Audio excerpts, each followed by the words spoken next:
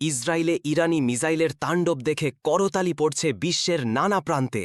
Ayatollah খামিনির কানে পৌঁছে গেছে সেই খবর। তাই তো খামিনি বলেছেন, বিশ্বের সম্মানিত মানুষদের আনন্দিত করছে ইরানের মিসাইল। রাতের আকাশ কাঁপিয়ে ছুটে যাচ্ছে ঝাঁকে ঝাঁকে মিসাইল, আবার কখনও আকাশে নেচে ছুটছে একক মিসাইল। ইতিহাসের আর কোনো সংঘাতে এমন মিসাইল প্রদর্শনী দেখেনি বিশ্ব। ইরানের গোপন ভাণ্ডার থেকে বেরোচ্ছে একের পর এক রহস্যজনক মিসাইল। মুহূর্তেই দখলদার ইসরায়েলে তাণ্ডব চালাচ্ছে। নিজেদের মাটি থেকে বসেই শত্রুকে ঘায়েল করছে ইরানি বাহিনী। এই বাহারি মিসাইলই হয়ে উঠেছে খামিনির প্রাণভোমরা।